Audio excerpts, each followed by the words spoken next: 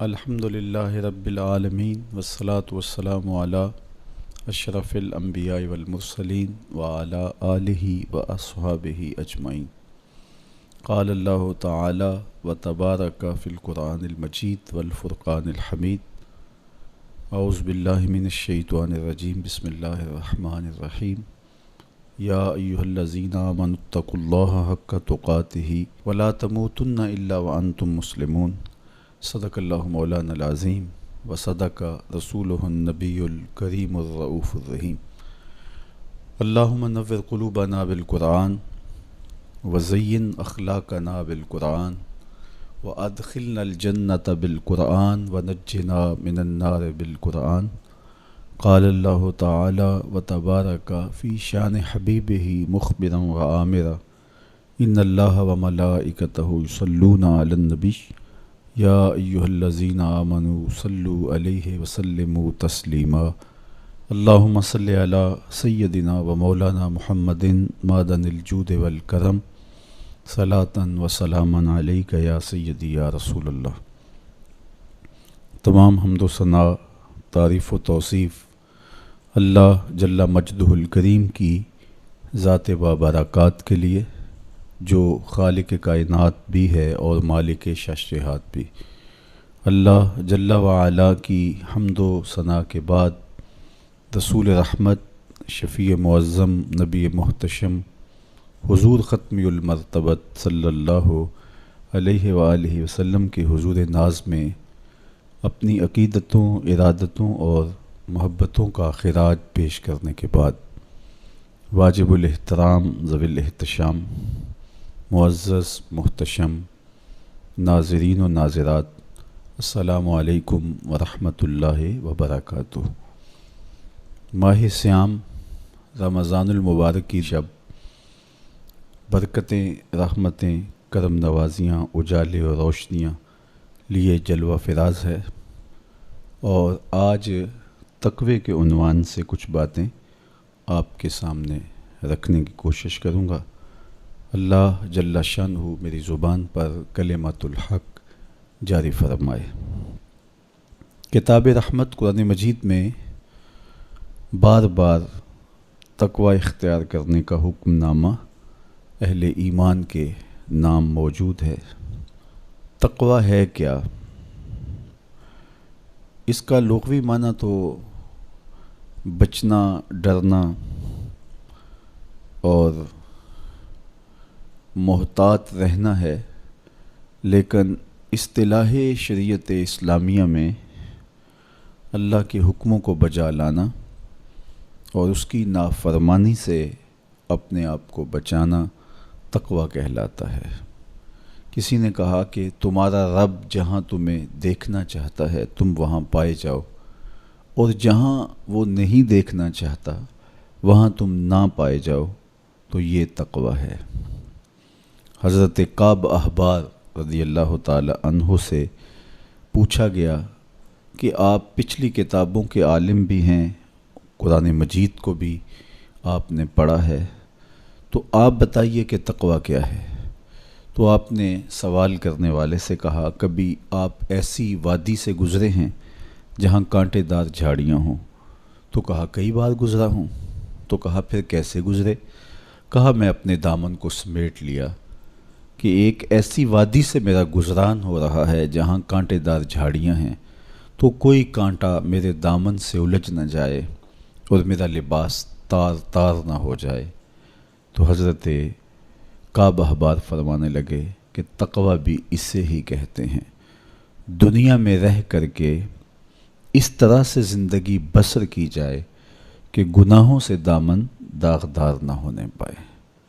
اس دنیا میں رہنا بھی ہے، لیکن اس دنیا کی شرور سے اپنے آپ کو بچانا بھی ہے۔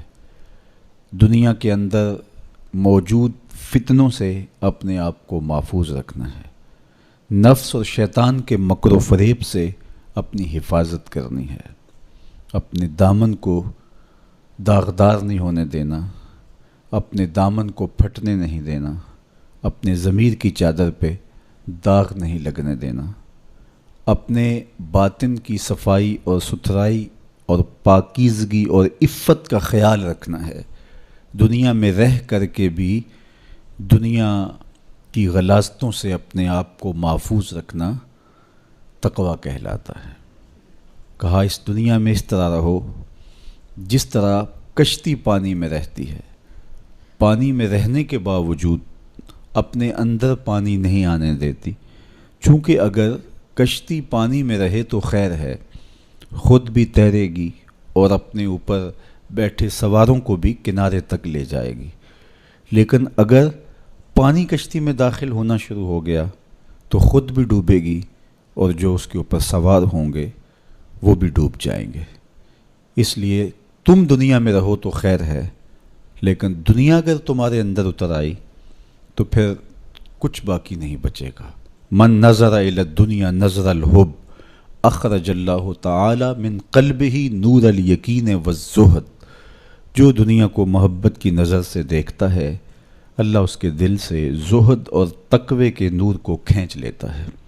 اس لیے اس دنیا میں رہ کر کے بھی اس دنیا سے اپنے آپ کو محفوظ رکھنا ہے۔ اپنی ضرورت کا ضرور رزق جمع کریں، ضرورت سے زائد کمائیں تو ساتھ یہ نیت جڑی ہو کہ معاشرے کے وہ لوگ جو کمانے کی اہلیت نہیں رکھتے میں ان کی ضرورت کو پورا کروں گا، تو یہ دنیا نہیں یہ دین ہوتا ہے۔ لیکن جب خواہشات انسان کو یوں گھیر لیتی ہیں اور وہ اپنے خالق سے غافل ہو کے اس دنیا کو مقصود بنا لیتا ہے تو پھر وہ اپنے اندر اور اپنے باطن کو خراب کر بیٹھتا ہے۔ تو کعب احبار فرمانے لگے کہ تقویٰ یہ ہے کہ تم اپنے آپ کو جس طرح کانٹے دار جھاڑیوں کے اندر سے گزارتے ہوئے دامن بچاتے ہو اور کوئی کانٹا تمہارے دامن سے الجھ کر تمہارے دامن کو تار تار نہ کر دے، تمہارا دامن پھٹ نہ جائے، تو احتیاط سے گزرتے ہو، تو دنیا میں بھی یوں محتاط رہو اور اپنے آپ کو گناہوں سے آلودہ نہ ہونے دو۔ حضرت سیدنا علی المرتضیٰ رضی اللہ تعالی عنہ سے تقویٰ کے حوالے سے دریافت کیا گیا تو آپ نے بڑی جامع تعریف ارشاد کی۔ فرمایا کہ تقویٰ کیا ہے؟ فرمایا کہ تقویٰ یہ ہے کہ تم اللہ سے ڈرتے رہو، خوف خدا تمہارے سینے میں موجود رہے، قرآن مجید پر تمہارا عمل رہے، اور تم جو میسر آئے اللہ کی طرف سے اس پر تم قانع ہو، کم پر بھی قناعت تمہارا مزاج ہو، اور چوتھی چیز ارشاد فرمائی کہ تم آخرت کی تیاری میں اپنے آپ کو مصروف رکھو۔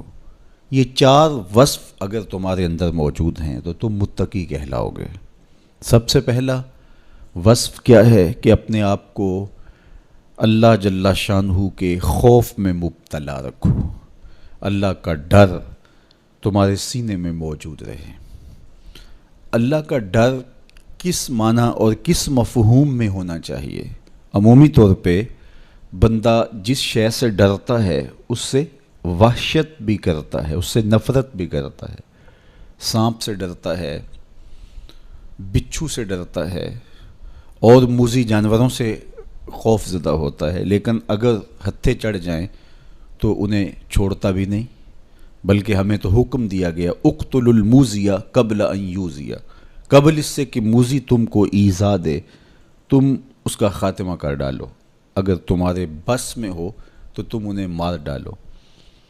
تو عمومی طور پہ بندہ جس سے ڈرتا ہے اس سے نفرت بھی کرتا ہے، لیکن اللہ سے بندہ ڈرتا بھی ہے، اس سے محبت بھی کرتا ہے۔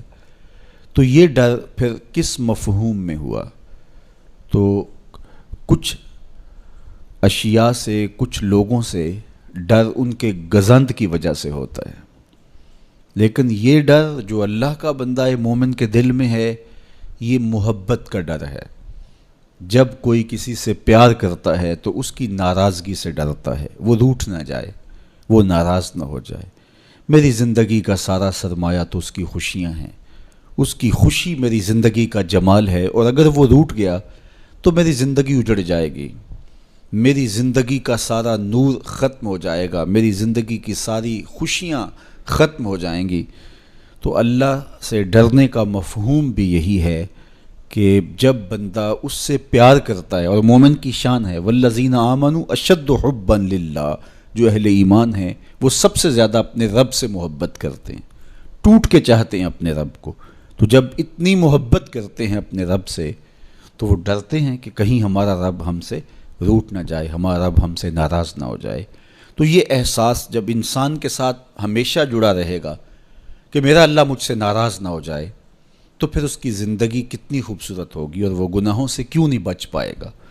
تو سیدنا علی المرتضیٰ رضی اللہ تعالیٰ عنہ فرماتے ہیں کہ تقوی یہ ہے کہ تمہارے دل میں اللہ کا خوف بیٹھا رہے اور اس کی ناراضگی سے تم ڈرتے رہو، اور یہ احساس تمہاری زندگی میں جمال اور خوبصورتی پیدا کرے گا۔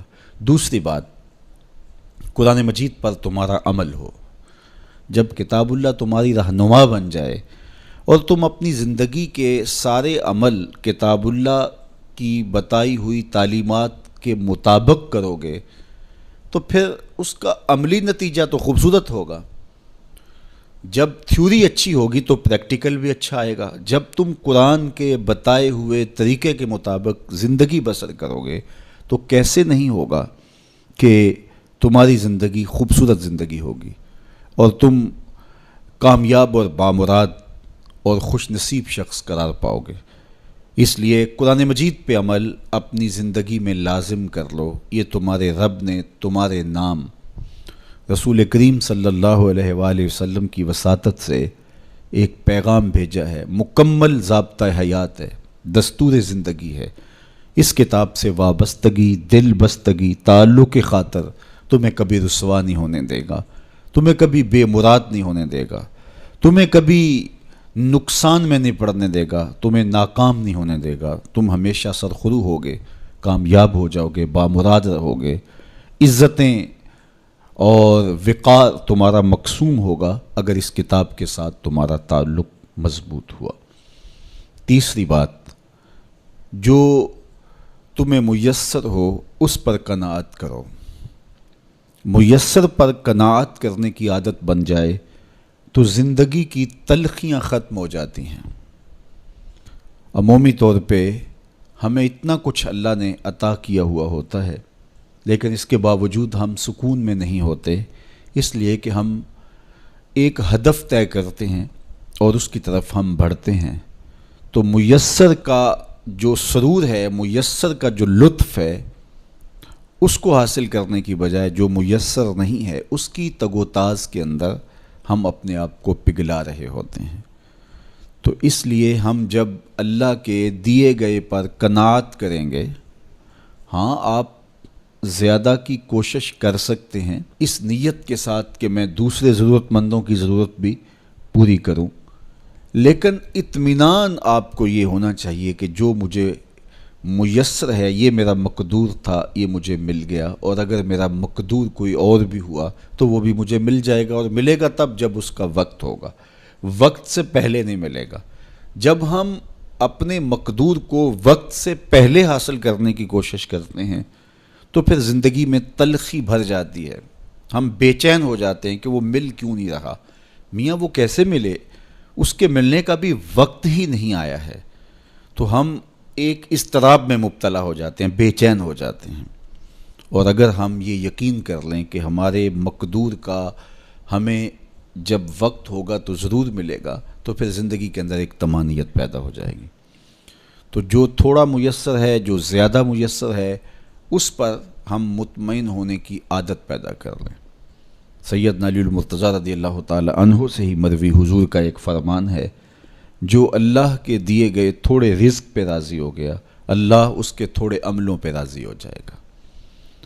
تو قناعت کا جوہر نصیب ہو جائے تو پھر زندگی سوکھی بھی ہو جاتی ہے اور تقوی کی دولت بھی نصیب ہو جاتی ہے۔ چوتھی چیز سیدنا علی المرتضیٰ رضی اللہ تعالیٰ عنہ فرماتے ہیں، یہ ہے کہ تم آخرت کی تیاری میں لگے رہو۔ تمہارا جب ہدف وہ ہے کہ میں ایک دن اللہ کے حضور پیش ہونا ہے اور اپنے سارے اعمال کی جواب دہی اور سارے اعمال کا حساب میں نے اس کے حضور پیش کرنا ہے، تو پھر تم پھونک پھونک کے قدم رکھو گے، حزم و احتیاط سے زندگی گزارو گے۔ اور تقوی نام ہی حزم و احتیاط کا ہے، تقوی نام ہی زندگی کو منظم اور مرتب کر کے اللہ کے حکموں کو بجا لانے کا ہے۔ حضرت شیخ احمد شیخ مجدد الفسانی علیہ رحمہ فرماتے ہیں کہ تقوی دو چیزوں سے عبارت ہے، ایک اللہ کے حکموں کو بجا لانا اور ایک اللہ کی منع کردہ چیزوں سے اجتناب کرنا۔ اور بڑی خوبصورت بات آپ نے کی، فرمایا اللہ کے حکموں کو بجا لانا، اس کی اطاعت اور فرما برداری کرنا، یہ تو فرشتے بھی کرتے ہیں اور انسان بھی کرتے ہیں، لیکن وہ چیزیں جو منع کی گئی ہیں ان سے رک جانا تو یہ کام صرف انسانوں کا ہے، چونکہ فرشتوں کے اندر تو یہ چیز ہی موجود نہیں ہے، ان کے اندر خواہشات رکھی ہی نہیں گئی جن سے وہ رک جائیں، آرزوئیں رکھی ہی نہیں گئیں جن سے وہ باز آ جائیں۔ تو وہ تو اللہ کی عبادت کرتے ہیں، ذکر و فکر میں لگے ہیں، طاعت اور فرما برداری میں لگے ہیں، اور ان امور سے رکنے کا ان کا باب ہی نہیں ہے، تو یہ حضرت انسان کا کام ہے کہ وہ ان امور سے منع ہو جائے جن امور سے ان کے رب نے انہیں منع کیا ہے۔ تو یہ شے حضرت انسان کو ممتاز کرتی ہے اور تقوی کے حصول کا ذریعہ اور ضامن بنتی ہے۔ اللہ جل شانہ کے منع کردہ کاموں سے رک جائے اور اس کے حکموں کو بجا لانے کی کوشش میں لگا رہے، یہ تقوی کہلاتا ہے۔ بعض نے یہ کہا کہ انسان کے جو ظاہری اعمال ہیں اور انسان کے جو باطنی اعمال ہیں، ان دو اعمال کو دو حصوں میں تقسیم کیا، تو کہا کہ جو باطن کے اعمال ہیں وہ تقوی کہلاتے ہیں۔ آپ کوئی نیک عمل کرتے ہیں تو ظاہر ہے کہ وہ امتثال امر کے طور پہ آپ وہ کام بجا لا رہے ہیں، لیکن اب آپ دل سے بھی رکے ہوئے ہیں اس کام سے، تو یہ آپ کے دل کا عمل ہے اور یہ تقوی کہلاتا ہے۔ قرآن مجید میں اللہ تعالیٰ نے ایک مقام پہ ارشاد فرمایا، جو اللہ کی نشانیوں شعائر اللہ کی تعظیم کرتے ہیں تو یہ دل کا تقوی ہے۔ تو تقوی کا تعلق پھر جڑ جاتا ہے دل سے۔ میرے اور آپ کے آقا و مولا حضور نبی رحمت صلی اللہ علیہ وآلہ وسلم نے ارشاد فرمایا، التقوی ہا ہونا، التقوی ہا ہونا۔ حضور نے اپنے سینے کی طرف اشارہ کر کے کہا تقوی یہاں ہے، تقوی یہاں ہے۔ تو تقوی کا مرکز انسان کا دل ہے۔ ایک حدیث پاک میں آیا جو صحیح مسلم میں موجود ہے کہ ان اللہ لا ينظر الى صورکم واموالکم، اللہ تمہاری صورتوں کو نہیں دیکھتا، اللہ تمہارے مالوں کو نہیں دیکھتا کہ کون کتنا خوبصورت ہے، کس کے پاس کتنی دولت ہے، نہ تمہاری صورتیں دیکھتا ہے، نہ تمہارے بنگلے دیکھتا ہے، نہ تمہاری جائیدادیں دیکھتا ہے، نہ تمہارا بینک بیلنس دیکھتا ہے۔ اسے تمہاری صورتوں سے غرض نہیں ہے، اسے تمہارے اموال سے سروکار نہیں ہے، وَلَٰكِن يَنظُرُ إِلَىٰ قُلُوبِكُمْ وَأَعْمَالِكُمْ، وہ تمہارے دل دیکھتا ہے اور تمہارے عمل دیکھتا ہے۔ تمہارے کپڑے پھٹے پرانے ہیں، جھونپڑے میں رہتے ہو، لیکن عمل خوبصورت ہیں، تمہارا قلب سلیم ہے، اس دل میں اللہ کی محبت، اللہ کا پیار رکھا ہے، اللہ جل شانہ کے محبوب کا پیار رکھا ہے، تو وہ دل خوبصورت ہے۔ تو تمہارے لباس پھٹے پرانے کیوں نہ ہوں، تمہارے رہنے کی جگہ انتہائی ناآسودہ کیوں نہ ہو، لیکن تمہارا دل اچھا ہے، تمہارے عمل اچھے ہیں، تو تمہارے رب کو یہ پسند ہے۔ تو تقوی کا مرکز تمہارا قلب ہے، تمہارا دل ہے۔ تو دل کی پاکیزگی، دل کی صفائی، دل کی ستھرائی یہ اللہ جل شانہ کو محبوب ہے۔ ہم عمومی طور پہ اپنے ظاہر کو سنوارنے میں لگے رہتے ہیں اور باطن ہمارا میلا کچیلا ہی رہتا ہے۔ ہمارا رب ہم سے اس بات کا تقاضا کرتا ہے کہ تمہارا دل بھی ستھرا ہونا چاہیے، تمہارا دل بھی پاک ہونا چاہیے۔ باہو علیہ رحمہ فرماتے ہیں کہ دل کالے نالوں منہ کالا چنگا، جے کوئی یہ رمز پچھانے ہو۔ تو اصل تو پاکیزگی، طہارت، صفائی، عفت قلب کی ہے۔ تو اس لیے اللہ تعالیٰ جل شانہ نے مومنین کے قلوب کی پاکیزگی، طہارت اور صفائی اور عفت کا تقاضا اہل ایمان سے کیا ہے۔ اللہ جل شانہ نے بندوں کو جو عزت عطا کی ہے تو اس کا معیار تقویٰ کو قرار دیا۔ کون کتنا معزز ہے یہ اس کی دولت سے نہیں ناپا جا سکتا، اس کے قبیلے اور اس کے خاندان سے نہیں جانچا جا سکتا، اس کے لباس سے آپ یہ اندازہ نہیں کر سکتے کہ یہ معزز شخص ہے۔ کسی شخص کا کسی قوم سے تعلق ہے اور وہ گوری رنگت والی قوم ہے یا وہ کسی اور رنگت سے متعلق ہے تو وہ اس کی عزت کا ظرف نہیں ہے۔ ان اکرمکم عند اللہ اتقاکم، تم میں سے معزز وہ ہے جو متقی ہے، جو پرہیزگار ہے۔ دیکھیے ابو لہب قریشی النسب تھا، لیکن خوبصورت ہونے کے باوجود، عالی مرتبت نسب رکھنے کے باوجود آج بھی اس پر لعنتیں برس رہی ہیں۔ اور بلال حبشی رضی اللہ تعالیٰ عنہ رنگ کے کالے تھے اور نسباً غلام تھے، لیکن تقوی کی دولت نے، ایمان کی دولت نے ان کو اس مقام پہ کھڑا کر دیا کہ وہ ہاشمی النسب شخص تقوی اور ایمان کی عدمیت کی وجہ سے ان کے قدموں سے لگی ہوئی دھول تک بھی نہ پہنچ سکا، اور وہ عزتوں کے اس شرف کو حاصل کرتے ہیں جو انہی کا مقسوم ہے۔ تو اسلام نے شرف کا معیار، عزت کا معیار تقوی قرار دیا ہے۔ تو اس لیے ہمیں تقوی کو حاصل کرنے کے لیے کوشاں رہنا چاہیے اور ایسے اعمال بجا لانے چاہیے کہ جس سے ہمیں تقوی حاصل ہو۔ حضرت شیخ احمد مجدد الفسانی علیہ رحمہ فرماتے ہیں، جو شخص اپنے اوپر 10 چیزوں کو لازم کر لیتا ہے تو لازمی نتیجہ یہ ہوتا ہے کہ وہ متقی بن جاتا ہے۔ وہ 10 چیزیں کون سی ہیں؟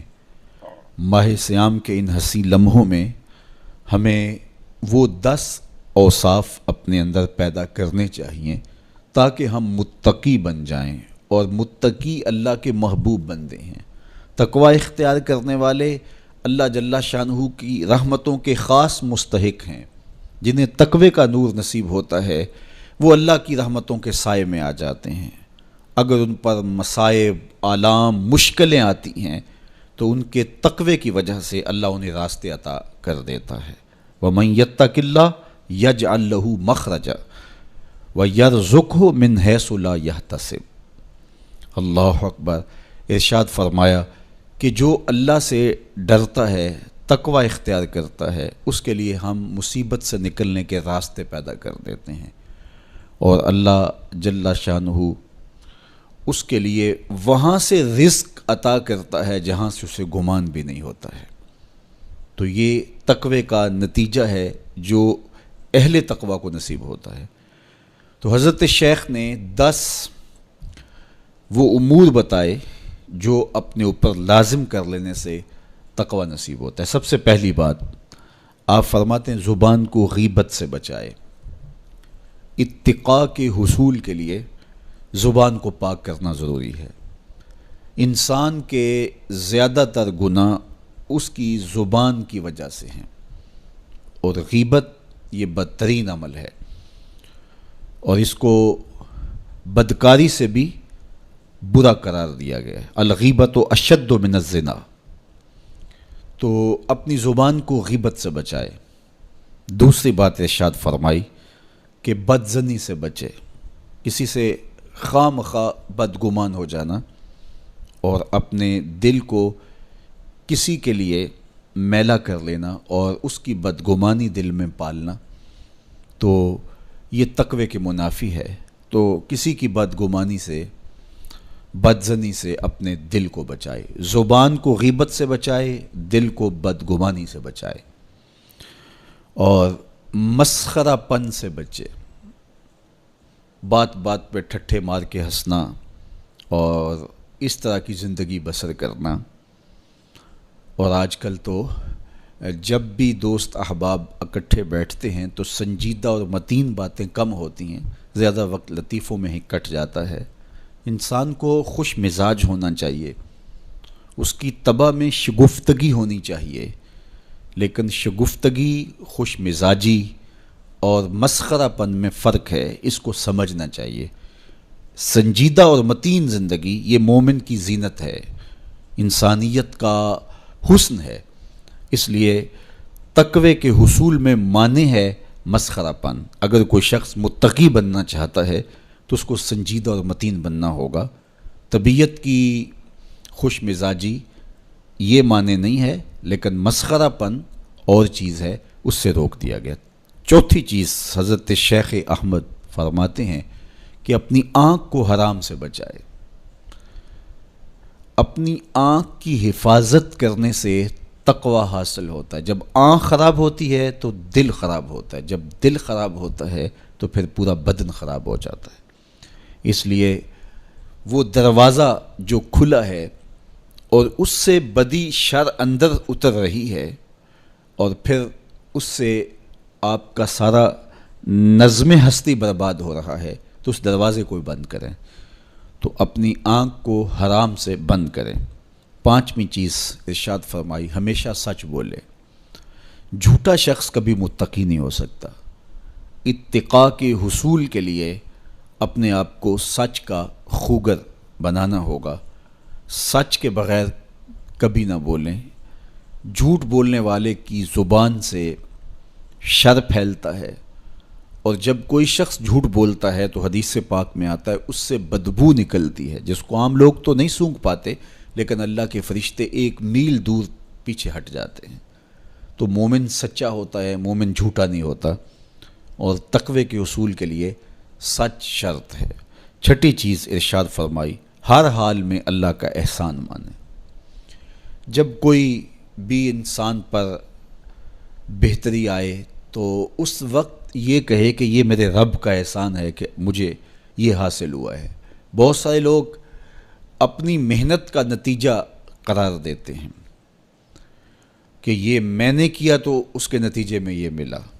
بسا اوقات آپ کتنا سیدھا کام کر رہے ہوتے ہیں، کتنی محنت کر رہے ہوتے ہیں، لیکن نتیجہ اس کے برعکس آ رہا ہوتا ہے۔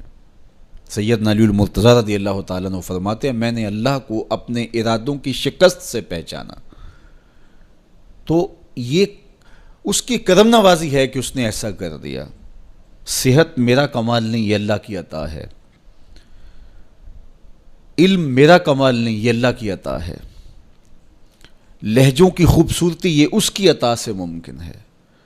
اس نے آنکھوں میں روشنائی رکھی، اس نے توفیق عمل نصیب فرما دی، اس نے اچھائی کی راہوں پہ گامزن کیا۔ ماہ صیام میں روزہ رکھنے کی توفیق ہوئی، صلاۃ التراویح میں حاضری کا موقع میسر آیا، دیگر صالح اعمال تلاوت کلام مجید نصیب ہوئے، تو مت سمجھے کہ یہ کوئی میرا کمال ہے۔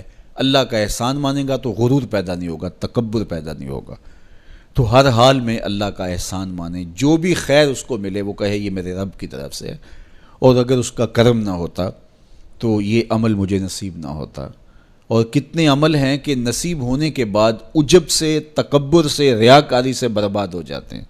کیتی کتری پئی کھو محمد تے سکہ بنیا زردہ، کتنے عمل ہیں کہ برباد ہو جاتے ہیں، تکبر آ گیا، عجب آ گیا، ریاکاری آ گئی، تو یہ اس کی طرف سے ہی ہے۔ تو جب یہ کہے گا تو عجب، تکبر، غرور کچھ پیدا نہیں ہوگا، تو پھر عمل قبول ہوگا اور انسان تقوی کی منزل تک پہنچے گا۔ ساتویں چیز، اپنا مال راہ حق میں خرچ کرے۔ ناحق راستے پر ایک درہم بھی خرچ نہ کرے۔ کمایا ہوا مال راہ حق میں خرچ کرنے سے اتقاء کی دولت نصیب ہوتی ہے۔ اللہ قیامت کے دن بندے کے قدم اپنے حضور سے ہٹنے نہیں دے گا جب تک اس سے 3 سوال نہیں کر لے گا۔ ان میں سے ایک سوال یہ ہوگا کہ مال کمایا کہاں سے، مال خرچ کہاں کیا۔ جس طرح مال حلال کمانا ضروری ہے، مال کو جائز جگہوں پہ خرچ کرنا بھی ضروری ہے، حق کے راستے پہ خرچ کرنا بھی ضروری ہے۔ اس لیے یہ اپنی طبع کے اندر لازم کر لے کہ کبھی بھی اس کا مال کسی ناجائز اور فضول کام میں خرچ نہ ہو، راہ حق میں اس کا مال لگے۔ 8ویں چیز، نفس کے لیے کبھی بڑائی بلندی نہ چاہے، اس سے طبیعت میں سرکشی آئے گی اور تقوی کے راستے میں یہ عمل مانے ہے۔ اور نمازوں کی حفاظت کرے۔ نمازوں کی اگر حفاظت نہیں کرتا تو باقی سارے عمل اس کے پاس ہیں، تو وہ متقی کیسے بن سکتا ہے؟ چونکہ یہ تو اسلام کا بنیادی فریضہ ہے جو اہل ایمان پر لازم کیا گیا ہے، جو کسی صورت کے اندر بھی، حتیٰ کہ حالت بیماری کے اندر بھی معافی جس کی نہیں ہے، سفر کے اندر بھی نماز کی معافی نہیں، مختصر کر دی گئی، قصر کر دی گئی، لیکن معافی نہیں دی گئی، حالت جنگ کے اندر بھی اس کی معافی نہیں ہے۔ تو نمازوں کی محافظت کرے۔ اور 10ویں چیز، حضرت شیخ فرماتے ہیں عقیدوں کی صحت کا خیال رکھے، اپنے عقیدے اپنے نظریات خوبصورت رکھے، وہی جو طریقہ مبارکہ اہل سنت و جماعت کے بزرگوں کے عقائد تھے اور شروع سے صحابہ سے لے کے دور موجود تک چلے آ رہے ہیں، ان کی مطابقت کے اندر اپنے عقیدے رکھے۔ نظریات کا عکس اعمال پہ ہوتا ہے، اگر نظریات اچھے نہیں ہیں تو اعمال بھی اچھے نہیں ہیں۔ تو یہ 10 خوبیاں اور 10 چیزیں اگر کسی شخص نے اپنے اندر لازم کر لیں تو پھر لازمی نتیجہ یہ ہے کہ وہ متقی بن جائے گا، وہ پرہیزگار بن جائے گا۔ روزے کا مقصد بھی تقوی ہے، تو یہ بات ذہن میں رکھیے گا کہ صرف روزہ ہی نہیں، ہر عمل خیر کا مقصود تقوی ہے۔ تقوی کا حصول یہ اہل ایمان سے تقاضا ہے ہمارے رب کا کہ وہ متقی بن جائیں۔ متقی ایک صاف ستھرا انسان ہوتا ہے، پاکیزہ وجود ہوتا ہے۔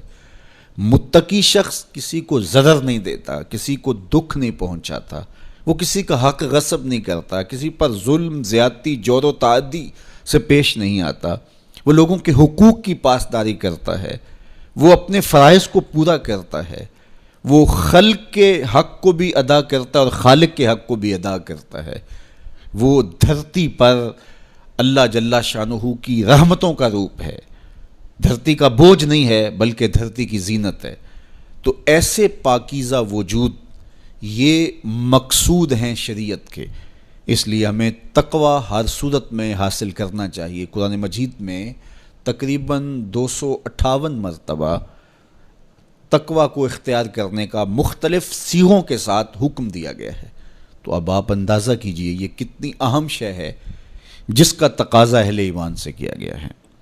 تو اللہ جل شانہ کی بارگاہ میں میری دعا ہے جملہ ناظرین کے لیے، ناظرات کے لیے، آپ سب لوگوں کے لیے، اپنے لیے، اپنے ساتھ جڑے ہوئے تمام لوگوں کے لیے کہ اللہ سب کو اتقاء کی دولت نصیب کر دے۔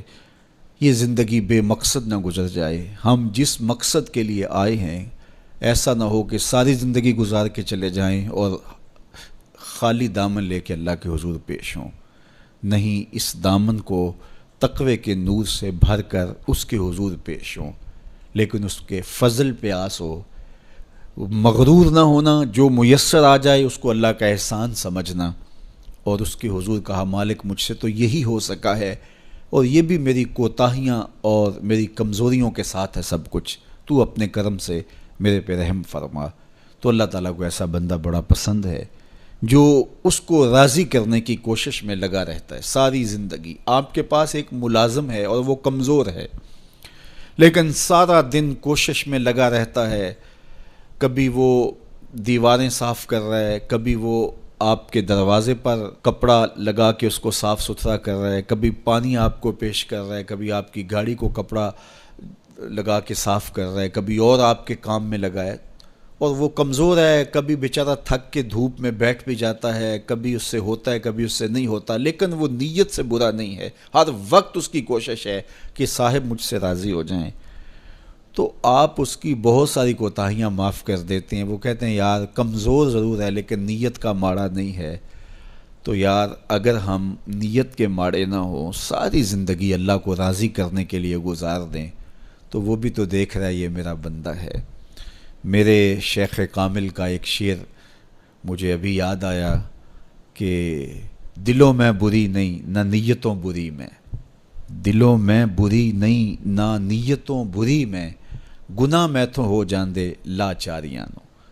اگر پھر بھی کوئی گناہ ہو جائے تو اللہ کریم ہے، رؤوف ہے، معاف کرنے والا ہے۔ تو تقوی کا یہ بھی نتیجہ ہے، اس کا ثمرہ ہے کہ آپ سے گناہ سرزد ہو جائے تو آپ کو فوراً توفیق توبہ مل جاتی ہے۔